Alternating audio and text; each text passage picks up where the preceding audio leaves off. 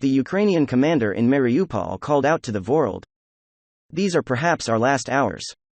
The last remaining Ukrainian troops continue their resistance in Mariupol, the port city of Ukraine, which has been under siege for a long time.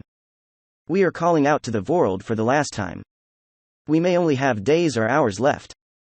These words belong to Serhiy Volhyna, commander of the 36th Marine Corps, who served in the last remaining Ukrainian troops in the long-besieged port city of Mariupol.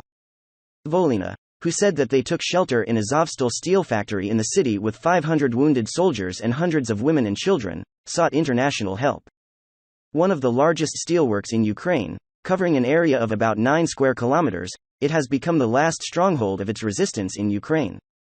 Mariupol Mayor Vadim Boychenko announced that a preliminary agreement was reached with Russia on the creation of humanitarian corridors for the rescue of nearly 6,000 women, children and elderly people from the city.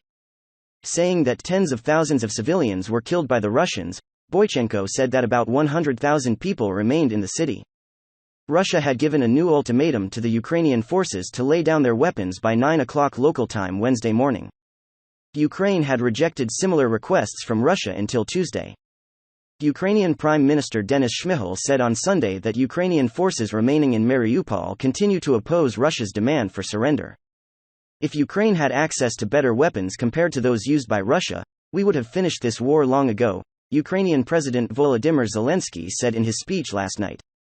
In all my talks and negotiations with the leaders of the democratic world, it is unfair that Ukraine still has to ask for ammunition that its allies have stockpiled for years, Zelensky said.